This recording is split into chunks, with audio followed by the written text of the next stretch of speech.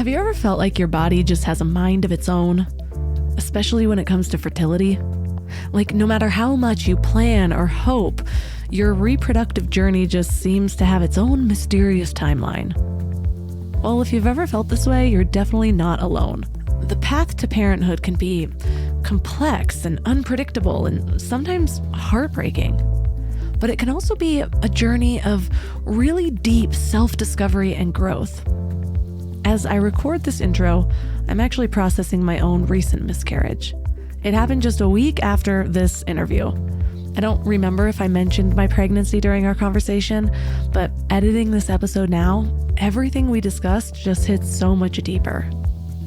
This experience has really driven home for me how fertility is so much more than just statistics or age. And speaking of age, I'll be turning 40 next year, and I've made the conscious decision not to buy into the narrative about declining fertility. So even though the numbers might show a trend, I know that internalizing that belief won't do me any favors. And it's a delicate balance, isn't it? On one hand, we want to be informed and realistic. On the other, we need to protect our mental and our emotional well-being. So it's about finding that sweet spot between being proactive and allowing things to unfold naturally. But it's all just reinforced for me the importance of taking a holistic approach to health. It's about treating our bodies with the same respect and care that we'd give to nature. Because really, aren't we just an extension of nature ourselves? Our thoughts and emotions have a huge impact on our physical health. Studies show that chronic stress can affect everything from our immune system to our hormonal balance. Here's something interesting. Research published in the Journal of Human Reproduction found that women with high levels of stress enzymes in their saliva were 29% less likely to get pregnant compared to those with lower levels. But here's the fascinating part. Our bodies have an incredible capacity for healing and balance when given the right support. So traditional practices like acupuncture and meditation aren't just about feeling good, they can actually influence our physiology. Here's another cool study from the Journal of Fertility and Sterility. They found that women undergoing IVF who were also getting acupuncture had significantly higher pregnancy rates compared to those who didn't. So all of these findings make me wonder, what if the key to unlocking our fertility potential isn't just in medical interventions, but in understanding the intricate dance between our mind, body, and spirit? As my husband and I prepare to try again in a couple of months, I first want to allow time for my womb to heal. Well, I find myself reflecting on all of these ideas, and I'm curious about how we can work with our bodies instead of against them, how we can tap into ancient wisdom while embracing modern science. So I want to share all of this with you because I believe in the power of community and shared experiences. So whether you're actively trying to conceive, thinking about it for the future, or just interested in holistic health, I think you're going to find a lot of value in this conversation. And remember, this is not about finding a magic solution or a guaranteed outcome. It's about exploring different perspectives, gaining new insights, and hopefully finding some tools that resonate with you on your own unique journey. Our guest is Michelle Oravitz. She's an acupuncturist specializing in fertility health. She hosts the Wholesome Fertility Podcast, a top-rated podcast where she interviews leading experts and best-selling authors and provides all of her own fertility wellness tips. So 3 key things we will learn are how the ancient wisdom of traditional Chinese medicine views the connection between the heart and the uterus and why this matters for you, the power of conscious creation and how your thoughts and visualizations can influence your reproductive health, and practical techniques to reduce stress and promote the free flow of energy in your body, which can possibly enhance your fertility. Before we go deep today, I want to give you a little gift, and I want to give it to you every single day. It's called the Morning Mind Love. I know how life can be. You're all fired up after an inspiring episode, and then a new day or a new challenge comes at you, and it's just hard to keep up that energy. Well, the Morning Mind Love is kind of like an oracle from your higher self to help you start each day with a positive focus. Plus, when you sign up, you get 2 free gifts, a 30-minute binaural meditation and 30 days of journaling prompts to help you remember who you truly are. And it's all completely free. So join over 9,000 people and go to mindlove.com to sign up or text the word morning to 33777. There are so many different things that can impact fertility, including environmental toxins and endocrine disruptors.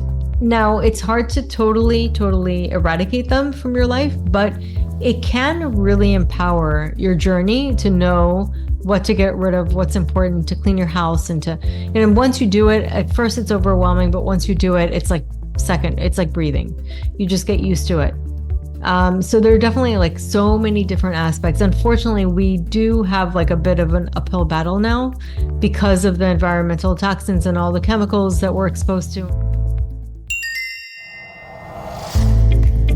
Turn up your frequency with Mind Love. Bite-sized brain hacks for seekers, dreamers, and doers. It's time to give your mind a little love with your host, Melissa Monti. So what inspired you to explore the connection between ancient wisdom and modern fertility?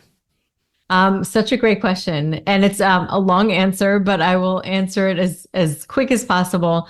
I actually started out as an architect, and I had irregular periods from the time I started my period at age 13.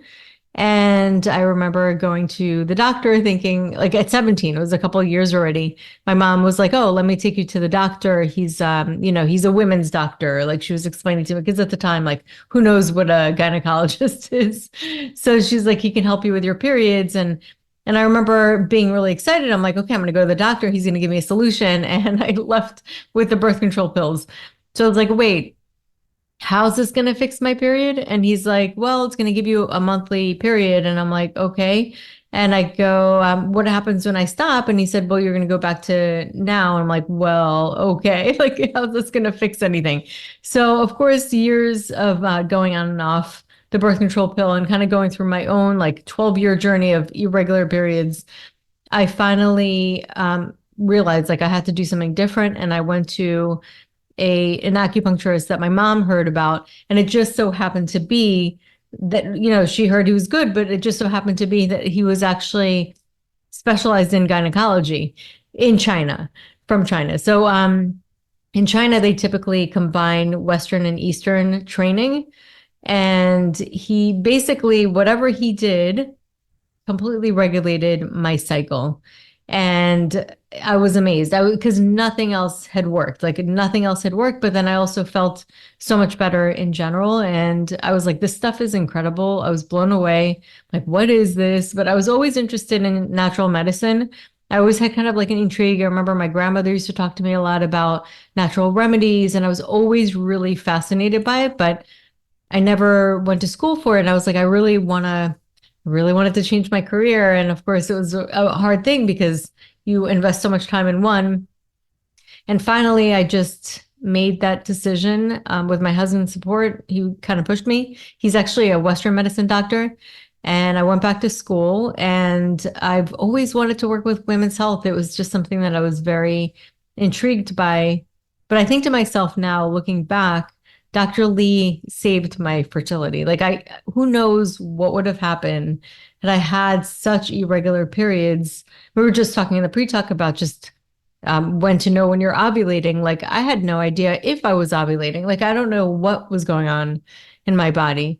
And now, after him, and then I went to school for Ayurveda, and then eventually went and studied acupuncture. And it's just it's something that I'm so passionate about because I know so many people out there don't really know that they have something that they can do about regulating their body. And so going to ancient wisdom is so profound, but yet so simple because it's very intuitive. Like if you understand your body because you are part of nature. So I think it's very intuitive to know that when you're tired, you sleep. There's certain regulatory systems and aspects of yourself that happen to communicate with you that you need balance.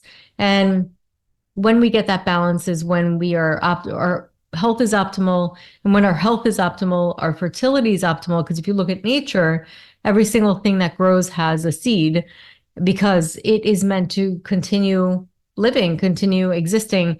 And this is how we were designed. We were programmed that way for a reason. And so ultimately, that aspect of our nature sits on top of the foundation of our overall health and vitality. What is one of the things that stuck out to you the most that Dr. Lee treated you with or helped you understand? That's such a good question. So when I first walked into his office, one of the first things that really struck me, besides the smell of Chinese herbs, and I was like, this is so cool. Like, I was like, I felt like I was like walking into kind of like an older time. And he sat me down, he observed my pulse, looked at my tongue, asked me questions about things I was never asked about. And I felt like, wow, I felt almost like I was, what's the word? It's almost like every aspect of my being was acknowledged. And it was really cool because I was like, wow, like he's asking me all these questions. And the more he asked, the more I wanted to tell him, like, but I have this, and what does that mean? And I have this, I noticed that. And so the more he asked, the more I wanted to, like, I thought about and just like the subtleties of my life and how I felt and my dreams. And these are the kind of questions he asked. So that was, I thought, was really intriguing. And then when I told him about my menstrual cycle, he said for a woman, the menstrual cycle is very, very important for her health. He said for a woman's health, and it reflects a woman's health. So I remember thinking, wow, like nobody's ever told me that. Nobody ever told me that my menstrual cycle can tell people or any kind of practitioner a lot about my health. I know a lot of friends who struggle with things like endometriosis, PCOS. So what should they be concerned beyond what their doctors are telling them? So the way I see it is it's almost like different languages, all the different types of medicine. They just understand different languages. They have different tools. So yes, Western medicine could be really amazing at diagnosing through blood work and like really looking and ultrasounds and like actually being able to view the body in a way that we've never been able to through technology, which is why I actually see it as one piece of the puzzle that is a very important piece. I think that we should all work together. So that aspect's amazing. My husband actually happens to be an ER doctor, and had it not been for like, EKGs and all the different things that they have and all these tools, like people wouldn't be able to be saved. I mean, there's incredible benefits to that. However, on the other side, a lot of the treatments that they have can be limited, or they're just one aspect of treating a person. They don't realize, and just like my doctor never realized, that I was able to actually implement taking herbs and doing acupuncture and other aspects of modalities to help what I had. And nobody in the Western world, even though they realized that something was off, nobody really gave me a solution that worked. So there are many different aspects and many different ways to look at the body and many different perspectives. And it's almost like a language and culture and just a different, also time that we understand the body. Ayurveda also looks at the body. It's kind of like ancient wisdom as elements, but in a different way than Chinese medicine. So I do think that you can benefit from having as many different perspectives as possible. I noticed a huge difference when I switched from an OBGYN to a midwife halfway through my first pregnancy. And I was planning on doing this. I was living in LA. I could walk to the doctor's office, and I was moving to a small mountain town, and they don't deliver babies up here. And so I was trying to figure out what I was going to do. And I ended up just deciding on a midwife because I'm already kind of down the holistic path. And this one day I actually had an OB appointment in the morning, and then my first midwife appointment like 3 hours later. And just the difference in the questions. And I will say the OB that I had was actually really good. She had great reviews, and I was pretty impressed because I'm very skeptical with many doctors. I've just had some bad experiences from the time I was young when my dad had cancer and was being treated and not well and all of that. So I go in with a little skepticism, but I was impressed by her. But then even then, seeing the midwife and actually asking, like, what's my movement like on a daily basis? What does my diet actually consist of? I'm like, see, even a doctor I thought I was impressed by, this steps it up a level, but it's different training and understanding, even going back to understanding, okay, well, where is each of these people getting their education from? When's the last time they had to dive into this? Like, what is their primary concern? And that can help you align with what's important to you when you're looking for a health practitioner. But I totally agree with the diagnostics in one. A lot of times I'm like, okay, there's something off. Let me go figure this out over here. Okay, what did you say that was? We're all searching for something better in life, right? Better habits, better mindset, better relationships. But when it comes to hiring, searching isn't always the best approach. Instead of searching, why not match? That's where Indeed comes in. If you need to hire, you need Indeed. It's your go-to matching and hiring platform with over 350 million global monthly visitors. Their matching engine helps you find quality candidates fast. And I mean really fast. Did you know that in the minute I've been talking to you, 23 hires were made on Indeed worldwide? That's what I love about Indeed. It's like having a mindful hiring assistant. Instead of getting overwhelmed by endless resumes, you can schedule, screen, and message candidates all in one place. The platform actually learns your preferences, so the more you use it, the better it gets at finding people who align with your vision. And get this, 93% of employers agree that Indeed delivers the highest quality matches compared to other job sites. That's why more than 3.5 million businesses worldwide use Indeed to hire great talent fast. I just love that it keeps all of my hiring processes organized. I can do everything right there instead of having spreadsheets and notes and video call links. And listeners of this show will get a $75 sponsored job credit to get your jobs more visibility at Indeed.com/mindlove. Just go to Indeed.com/mindlove right now and support the show by saying that you heard about Indeed on this podcast. Indeed.com/mindlove. Terms and conditions apply. Need to hire? You need Indeed. You know what's funny? We spend so much time feeding our minds, reading books, listening to podcasts, learning new things, but then we grab whatever's convenient to feed our bodies. And I get it. Life is busy, and sometimes a drive-through feels like the only option. But that's why I take Field of Greens. It's a greens powder made with whole organic fruits and vegetables. No extracts, no lab-made stuff, and just 1 scoop a day gives you simple, real nutrition. Field of Greens feeds your body with fruits and vegetables medically chosen to support your heart, vital organs, and immune system. And let me tell you something. Since I started taking it, I've noticed these little changes that show me how nutrient depleted I must have been before. Like the ridges in my nails, gone. My sleep, so much better. And my stomach just feels happy. You know that dreaded afternoon crash that has you reaching for more coffee or sugary snacks? Well, that's not happening for me anymore. When your body is actually nourished, it runs so much better.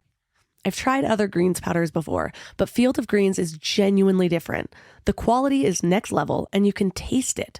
It's become my go-to, especially on those days when my eating isn't exactly Instagram worthy, because we all have those days, right? And here's the thing.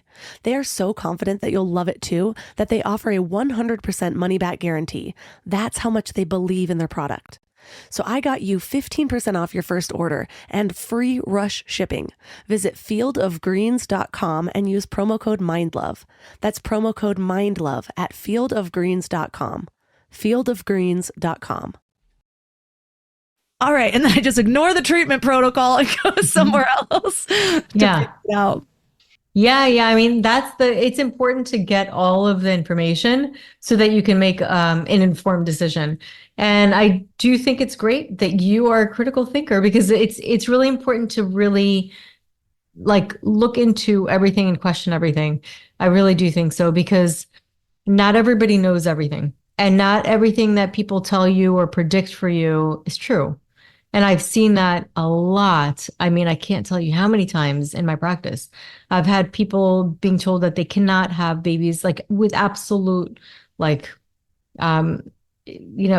the confidence that they cannot have babies with their own eggs. And they go on to have not just 1, but 2 healthy pregnancies. So naturally.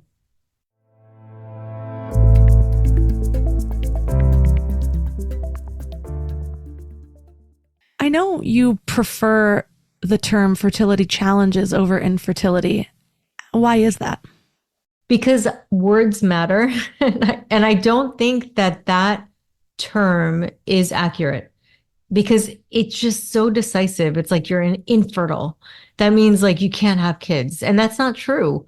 Many times it's just that you're going through fertility. I feel like fertility challenges describes it, because you're having a challenge conceiving for a certain amount of time, but it's a snapshot in time. If we kind of like solidify and say, okay, it's concrete, then I feel like our minds will identify. And I'll tell you, identification is so important. How we identify ourselves is so important. And if we identify as somebody who's going to be able to conceive, or like believe in that ability, or that we're able to overcome, I just feel like you don't want to mess with that. I think as a practitioner, to tell somebody, hey, this is what you are and you can't do this, or, give them sort of this blanket statement.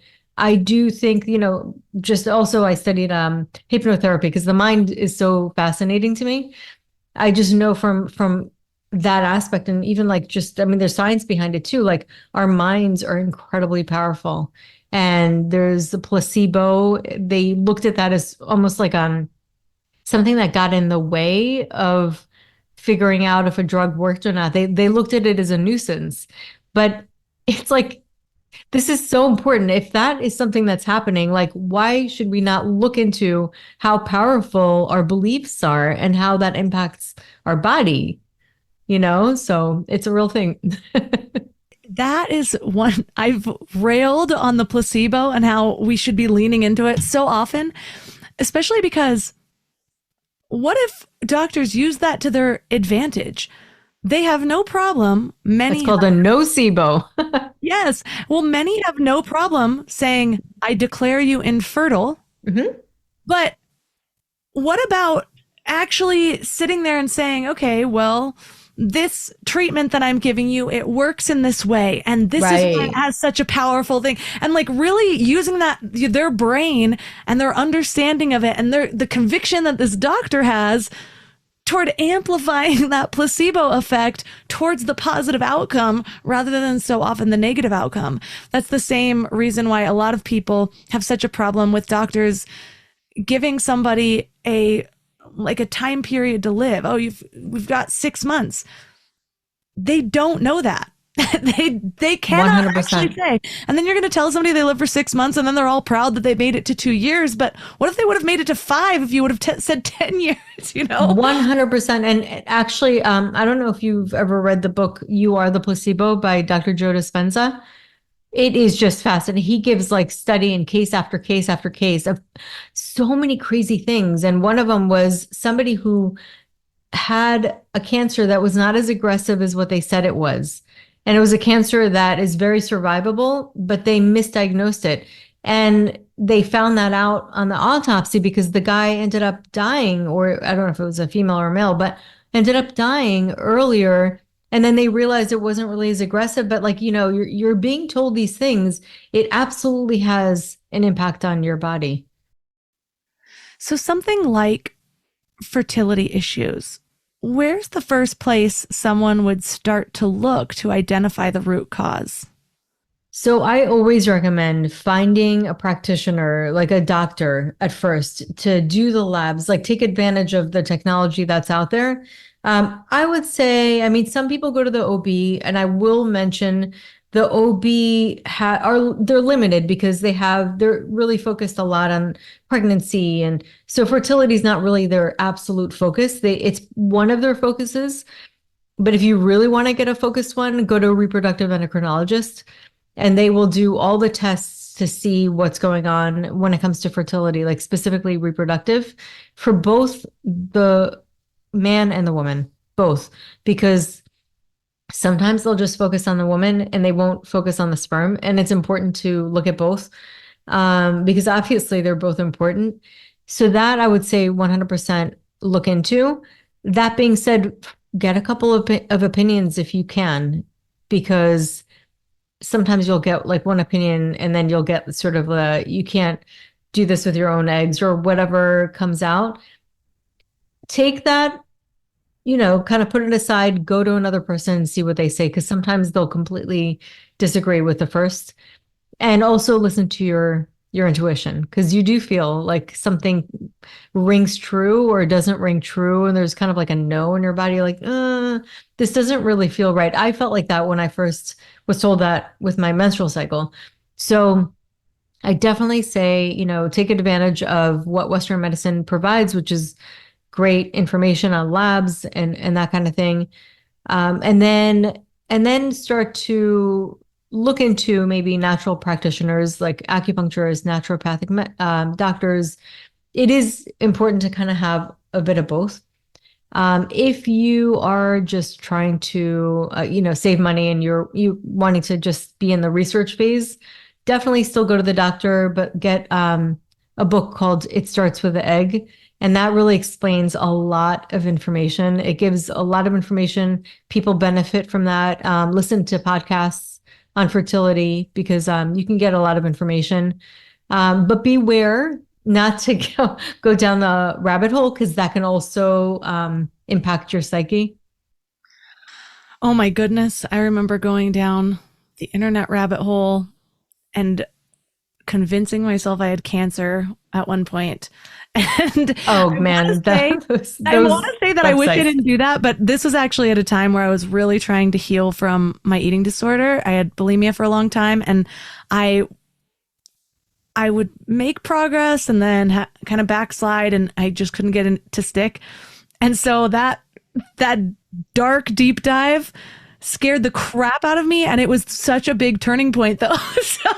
So I'm like, all right, well, sometimes it's for the best. I didn't end up having cancer, thank God. But it got me to make some really big changes that were so emotionally charged because I was so convinced for like 24 hours.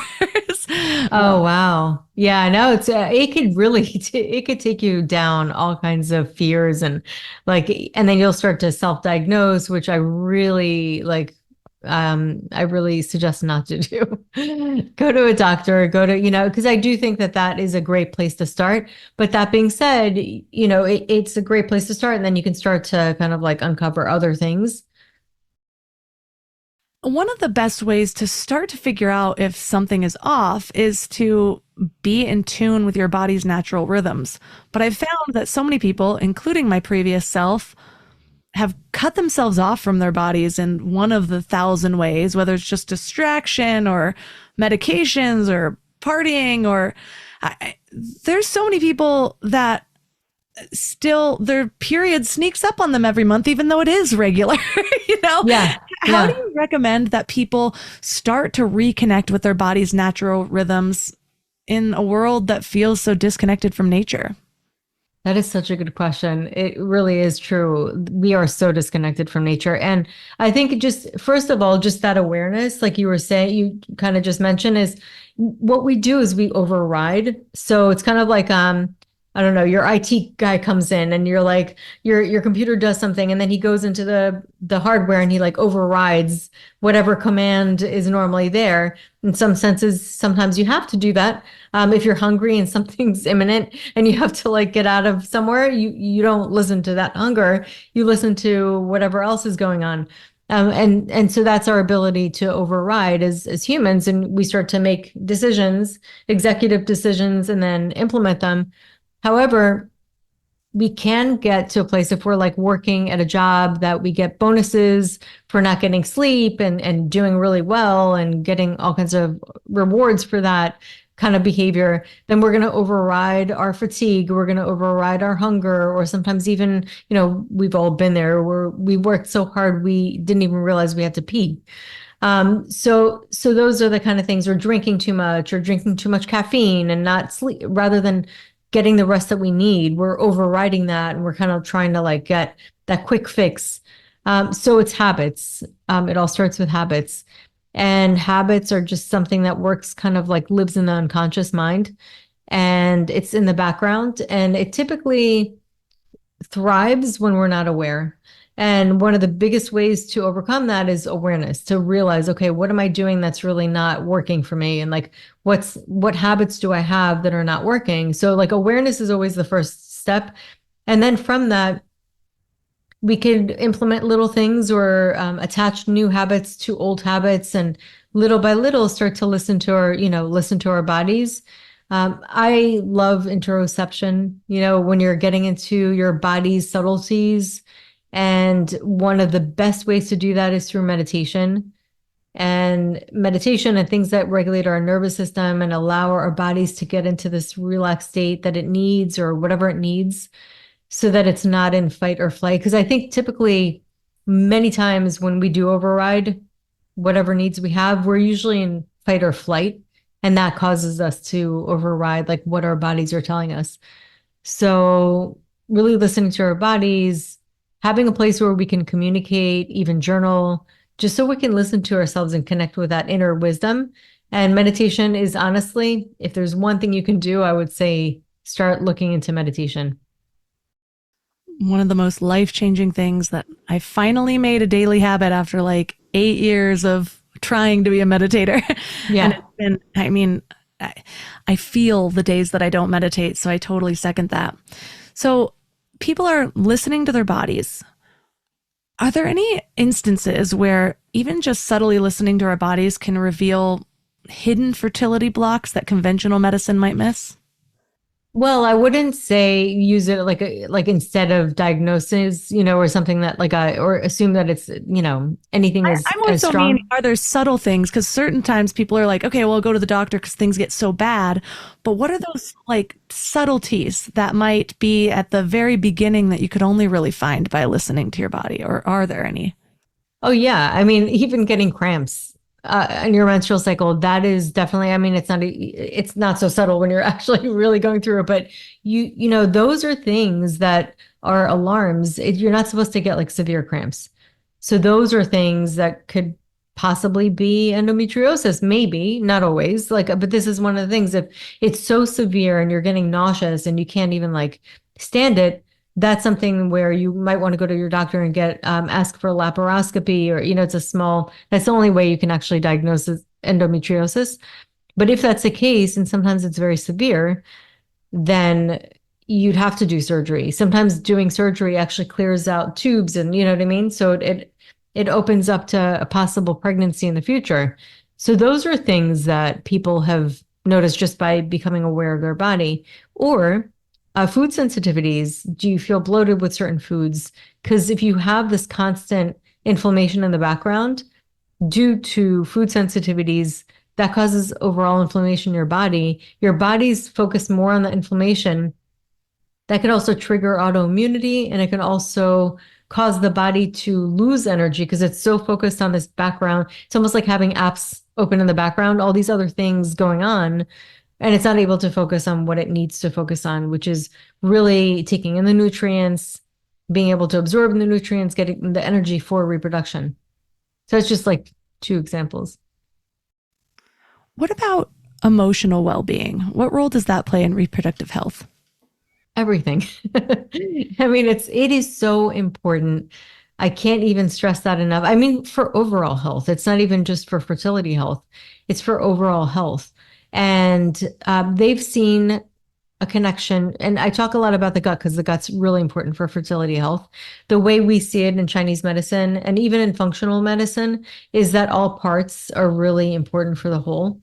So gut health actually is very, very important for your fertility health. It helps with absorbing nutrients, which helps with qi and blood in Chinese medicine.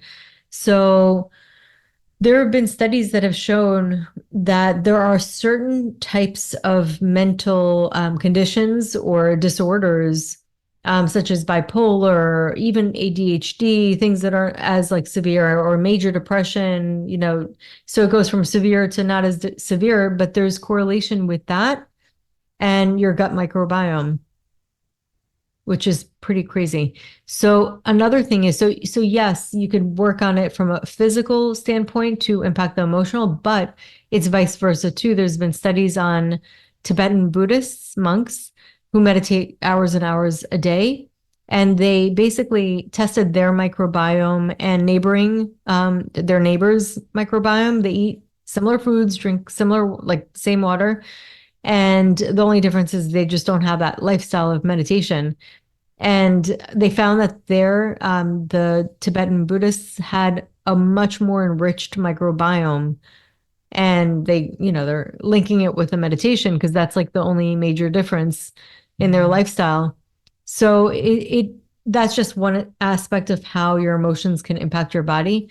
But when we're feeling stressed and cortisol rises, that competes with progesterone, which is a very important hormone for menstrual cycle and definitely for getting pregnant. So for sure. And also your nervous system, which I love to talk about. When we're stressed, we get into parasympathetic mode. And what happens with parasympathetic mode is that our blood will go to our limbs, basically, so that we can either fight or run. And when that happens, where do you think it's leaving from? Your internal organs, because at that moment, survival is always going to be a priority for the body, not your well-being in other ways, because you have to live, you have to continue living. So it's going to prioritize survival. The thing is, we're not really an imminent threat most of the time that we're in the sympathetic mode. The parasympathetic mode, which is more the rest and digest mode of your nervous system, is linked with the vagus nerve, and it helps with digestion. It's a rest and digest. Your body's able to replenish itself, and you're more in a restorative state of being. So yeah, emotions definitely can impact that. I can't remember where I learned this, but it's something that stuck with me, and I feel like it actually really helps my relationships. But someone had told me to focus on my heart when I'm in an argument. And I kind of added another element to that where I actually picture my heart opening, and I think to myself, like, can I feel expansive there? Can I connect in this moment from the heart? And it changes the way that I show up in an argument. I remember talking to someone, an NLP practitioner, who talked about how when you're in an argument or when you're anxious or have any of those emotions where you get really narrow focused, to just bring your arms out to the side and wiggle your fingers. And that way it'll bring your attention to the periphery, and it just sort of disperses that narrow-mindedness. So I think I kind of made up my own technique and took multiple things that I learned and instead like dispersed the energy across my chest, through my heart, trying to connect from that space. But it'll soften my response by like 90%. Oh, totally. And you're going to have a lot less cortisol and like adrenaline in your system, I'm sure. So a little tip for those of you out there, try it. It is life-changing. And the thing is, it's not just about the other person. Oh, because you can get in your head and be like, well, this person doesn't deserve my softness right now. Yes. But feel better doing it. We convince ourselves that it feels good to kind of stick with these hard emotions because somebody deserves our anger, but it doesn't feel good. We're the ones holding it. So totally. Yeah, no, it's reactive rather than you making the choice of what state of being you want to be in. How does the concept of yin and yang help us understand the balance for both the physical and the emotional health? So just think of homeostasis and what happens, when our like cortisol rises and it impacts the balance of the rest of the hormones. So emotional health is one aspect. You could look at like the emotional health with the yin and yang, or you can look at the yin and yang in your menstrual cycle and how you feel throughout the cycle. The first part of the cycle is more yin and your temperature is lower. And then the second part is more yang. So yin is more of an estrogen. Estrogen is more of like a yin hormone. It will produce more moisture. People will retain more water with estrogen.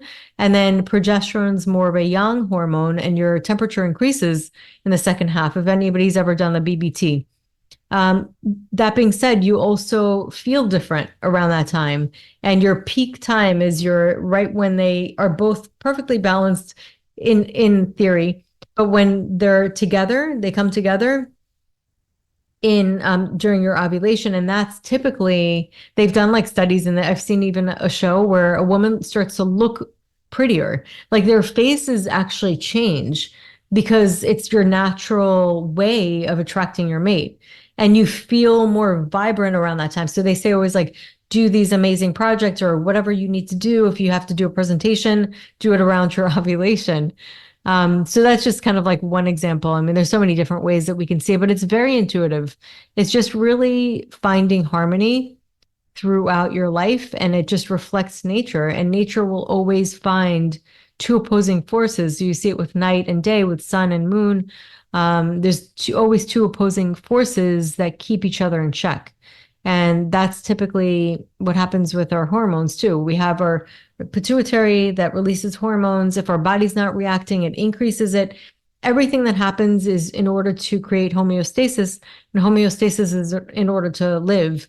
So to reflect that in the mind, you can look at it as like a lot of the Buddhist teachings of being in the neutral mind.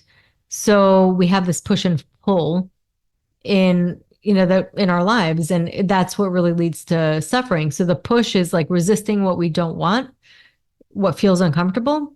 And that's like what you were saying before, you want to get hard, and, in an argument, you want to kind of get hard and resist. But you're actually like leaning into it rather than doing that. So the resisting what we don't want, and then the strong desire, desperation for what we do want, this attachment. And those two things, these two opposite poles, keep us out of alignment. When we let go of all of that and just stay neutral in kind of that center line, that is when we find harmony. And Taoism is basically like what Chinese medicine is based on.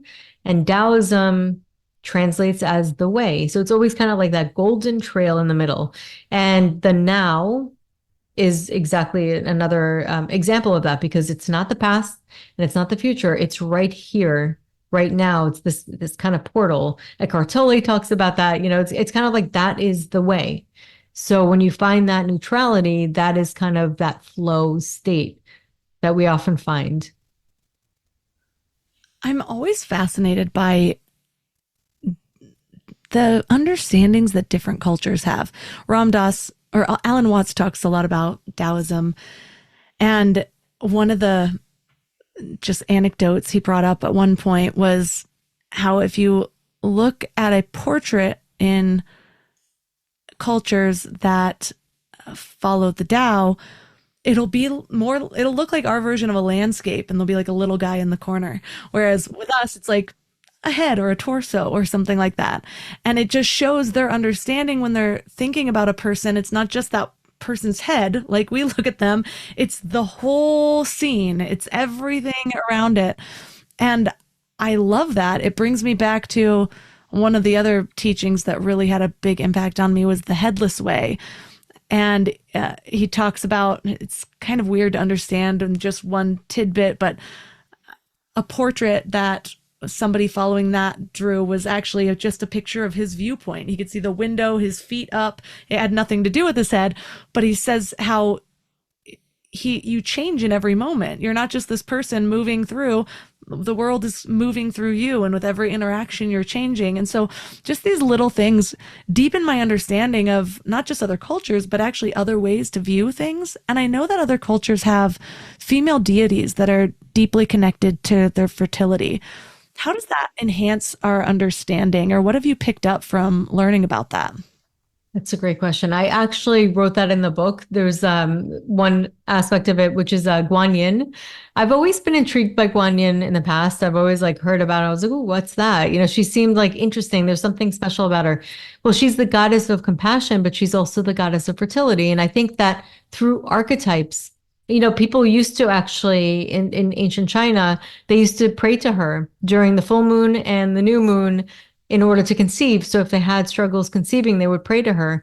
And there's something really special about her archetype, just like there is for all the different cultures. We have many female energy, like deities, archetypes, Mother Mary, you have all these different ones that you see throughout different cultures. And they're all really heart-centered, coming from the heart. Chinese medicine, the heart actually plays a really important role on the uterus and opening the uterus.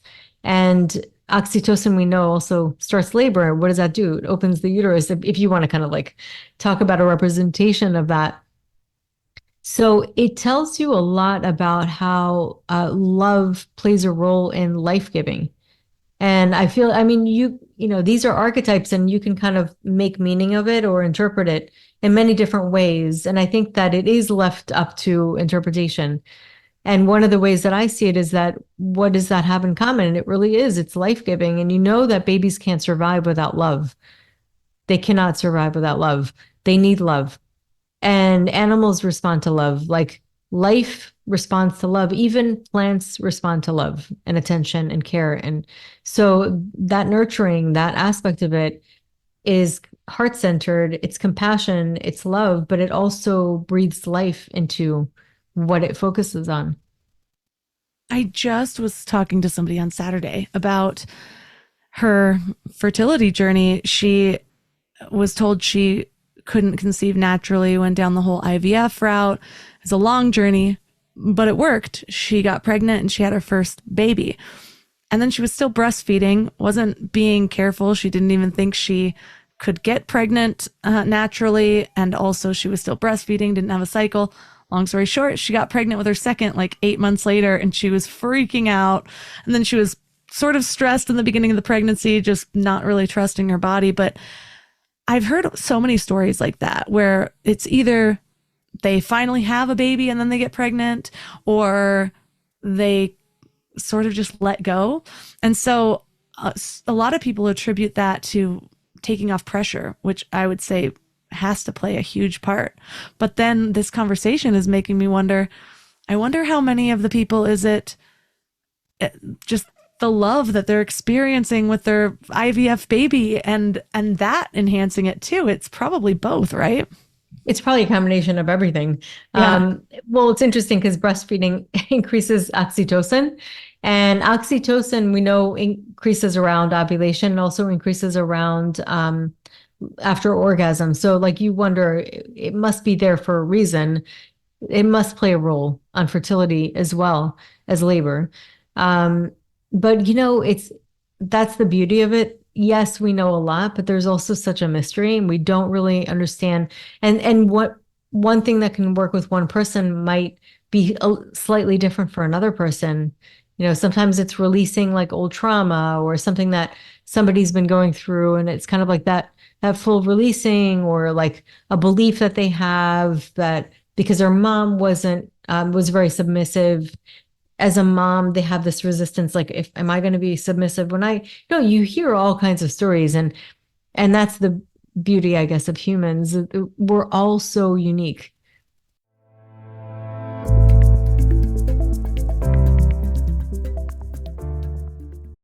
I don't know why it took me so long to invest in good bedding. I resisted it for years, but something flipped in me about 3 years ago.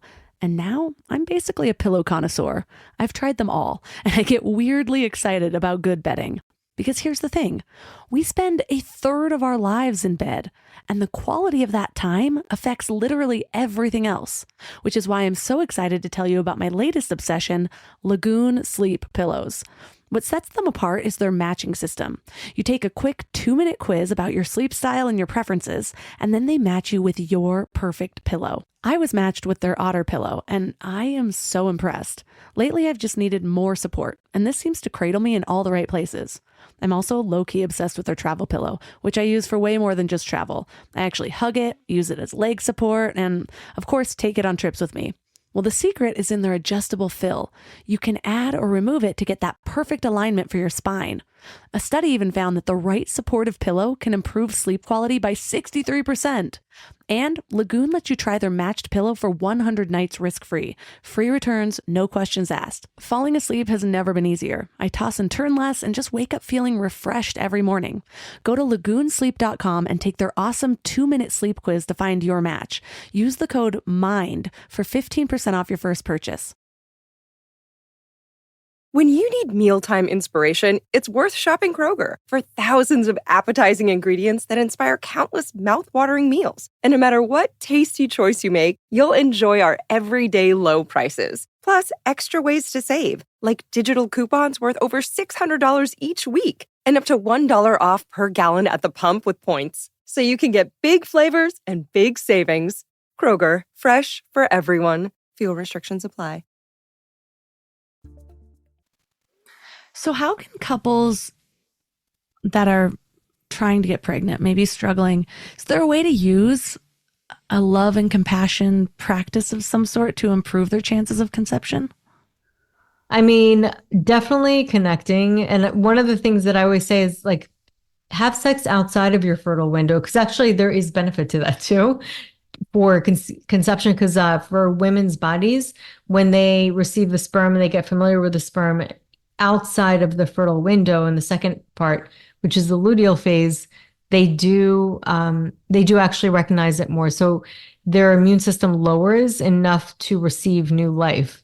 Because it is an invader. Like, that's something to kind of keep in mind. People don't really think of, but it is an invader, and there are certain immune systems that will try to shut it down from happening. So it gets the body to make more friends with it. Plus, it also takes out the pressure of like, oh my God, we have to have sex around this time. Then it's like more time spent, really spending time looking at each other's eyes, really connecting.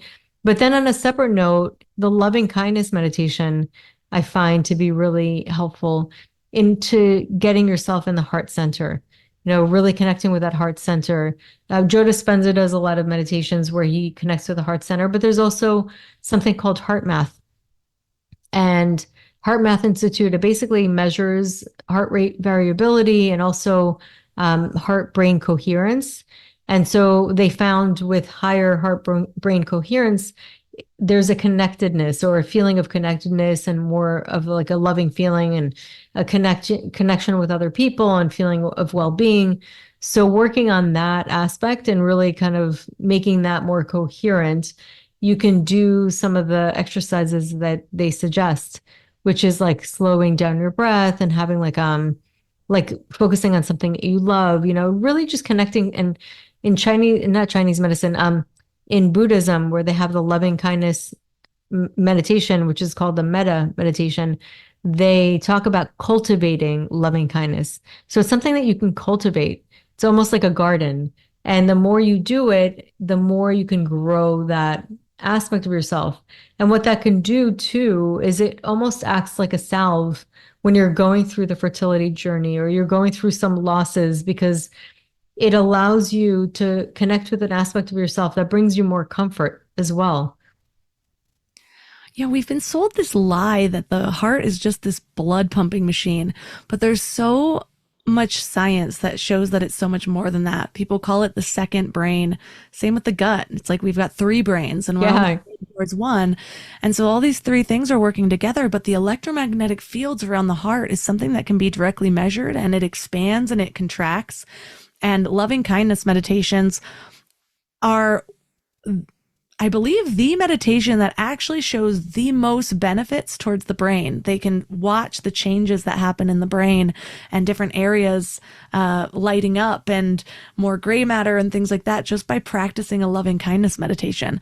And it's something that I feel like in our conventional society nowadays, we're almost doing the opposite. We're like looking how we can get our own, and like we're mad at the person cutting us off in the road. We think the road is ours. Like so much of our focus is like what I'm doing and kind of disconnecting ourselves from others. Survival.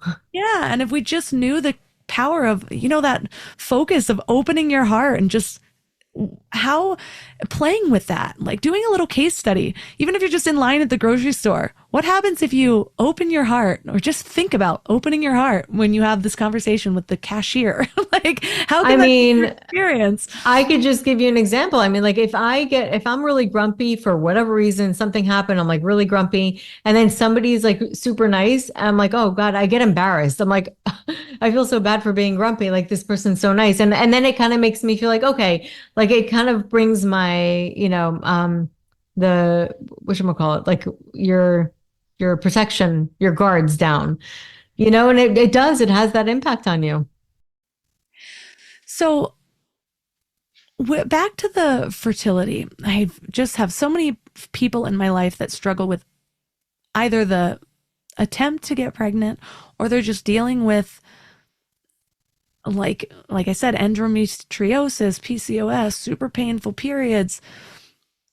So we listen to our bodies. We focus on compassion, not just to other people, but to ourselves also. What are some of the other steps that seem to be a good starting point across the board.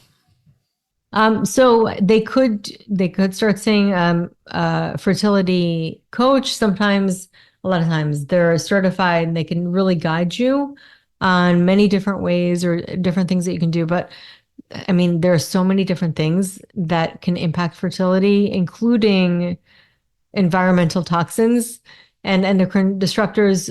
Now, it's hard to totally eradicate them from your life, but it can really empower your journey to know what to get rid of, what's important, to clean your house, and to, once you do it, at first it's overwhelming, but once you do it, it's like it's like breathing. You just get used to it. So there are definitely like so many different aspects. Unfortunately, we do have like a bit of an uphill battle now because of the environmental toxins and all the chemicals that we're exposed to. I mean, things that are banned in Europe, just not banned here, unfortunately. So it is kind of a little bit of an uphill battle. And I do want to mention that aspect of it because we're talking about the psycho-emotional a lot. But there's also diet specific to you. There's gut testing to see what's going on. And a lot of times you will get that with either fertility acupuncturist, functional medicine doctor, fertility coach, and that kind of thing. So that can help. I went through the process of cleansing my home of toxic things.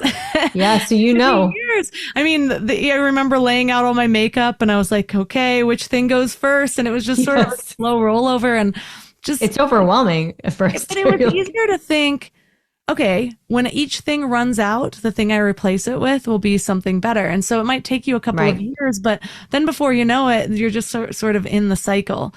What have you found are the top offenders? Like if people were going to start somewhere in their house, what might have the biggest effect? So the first thing I would say, anything that like really has contact with your body would be the first thing. I would say start with the pesticides in your food or what you're taking internally or the water you're drinking or the plastics that the water is in, Now, that being said, I just want to say when I'm away, I drink out of plastic bottles, but when I'm at home, I have it filtered. So you're not going to get it all 100%. And I would say don't let yourself get too stressed out about it because that's a different type of toxin that can happen. But anything that you're taking internally, I would say that would be like number one. First things first, make sure that whatever you're taking into your body through your mouth is clean. So I would say go organic. And here's another little tip is you can get frozen organic vegetables and fruits and for cheaper and they'll last longer and they're frozen at their peak. So sometimes they're even better quality than the food that you're going to find out in the produce that's organic. So that's just kind of like a little tip to make it a little less overwhelming. And then, so I would say definitely do the organic. And then if you want to save some money with that as well, you could look at like the Dirty Dozen, which are the things that you want to, and every year it's a little different. So you look that up on the internet and you'll see which ones are the worst and those are the things you absolutely have to have as organic because they absorb the most pesticides. Then there's the Clean 15, they say, like there's some fruits and vegetables that you can sort of get by without having organic because they either have a really strong peel and it doesn't get into the actual flesh of the fruit. So look into that. So that's one of the things. And then secondly, what you're absorbing through your skin. So cosmetics, so you're going kind of like internal first and then external in your skin. And then you can continue on to like laundry, cleaners, pots and pans. That would say that would be like the first, because that's what you're eating, you're taking internally. And some of those Teflons and like a lot of those have toxins in them. I hope nobody has Teflon anymore. Watch Dark Waters on Amazon Prime. Telling you. Yeah, it's crazy. Crazy. Another really fascinating area that you talk about is activating our reproductive chi. Tell us about that. So qi basically in Chinese medicine, just for anybody who hasn't heard about it, similar to prana, prana is sort of like the Ayurvedic medicine speak or the Vedas. Qi is life force vitality. It's basically what makes us move. It's the difference between a living person and a dead person. A living person has qi that to animate them. And that's like that life force that you see in a person's eyes when they're like really alive. And you could see the difference if somebody's not feeling well. Their eyes can have a little less luster and like shine. And that translates into something called Shen. I mean, there's so many different intricacies in all the different aspects of Chinese medicine, but so qi is basically your life force. It's your energy. And then in Western medicine, you can kind of like look at it as possibly reflecting in something called ATP, which is in your cells. It's your energy units from your mitochondria. And typically when you're younger, it's a lot more robust and it's going to show up in egg health and egg quality and sperm quality. And that qi basically is supportive of all of your life force. And it's going, when it's abundant, it's able to spill over into reproduction and new life. So it's important to harness it. It's important to protect it. And it's also important to avoid energy leaks or qi leaks basically in your life. So there's many different ways and reasons you can do that. And emotions, actually, certain emotions are not very energy efficient. And you know that, like if you've ever felt really angry or really triggered, you're exhausted, you're tapped out. It'll zap your energy. It's like the worst kind of fuel, type of fuel sucker you can imagine. So we've covered so much ground, and really it comes back to so many of the topics that we've covered on this podcast come back to really understanding how to create a balanced lifestyle, how to get back to the basics, eating whole, healthy foods that aren't sprayed in chemicals, connecting your feet to the ground, connecting with some of those really high vibrational emotions and allowing yourself to connect to others with those, getting the right sleep. I mean, all the artificial lights that we're getting, trying to detox from that, at least at certain points in the day. And so listeners, if you're taking away something, that understanding is probably the most powerful thing that you can do for your overall life, whether it's for reproduction, for focus, for attachment. Like all of these things are connected because we are holistic beings. So I love leaving listeners with one thing to start with, though, so that it's not overwhelming. If they were to do or think about one thing this week, what would you leave them with? I would say walking in nature, like getting sunlight in the morning, that's something that it always has an incredible way of tuning us. So I would say try to think about ways you can spend time in nature and allow yourself really that connection, because it automatically impacts our psyche and our energy, our qi, everything. So for listeners that are interested in learning how to connect with you and your book, where's the best place to do that? Well, thank you. The easiest thing is to go to michelleoravitz.com. You'll find my Instagram there, which is at the Wholesome Lotus Fertility. You'll find my podcast there, which is the Wholesome Fertility Podcast, and my book, The Way of Fertility, which has a lot more detail, in-depth detail of really everything we spoke about today. All the links for this episode are at mindlove.com/371. Your challenge for this week is to go back to the basics. We should know these things, and it's so funny to me how few people actually do them. Walk in nature. You want some bonus points? Do it barefoot in the peak morning sunshine. That way you're aligning your circadian rhythm, waking yourself up, just showing your body what's up. It doesn't have to be difficult. It doesn't have to be another thing on your to-do list. The best way to implement changes like these is to make it a part of your lifestyle. I'm the type of person who gets outside in the morning. I'm the type of person who moves my body. I'm the type of person who connects to nature. This is where lasting change actually takes place, is when you become the type of person who does this, rather than the person who just checks it off of your list. And if you need an accountability buddy, reach out to me on Instagram at MindLoveMelissa. I would also love to personally connect with anybody else on a fertility journey. So please send me a message if this is something you're going for. We all need each other, don't we? You can find all of my amazing sponsors at mindlove.com/sponsors. And that's all for today. So thanks for giving your mind a little love today, and I'll see you next week. Thanks for tuning into Your Higher Frequency with Mind Love. Head to mindlove.com for a free gift to keep your vibes up until next week.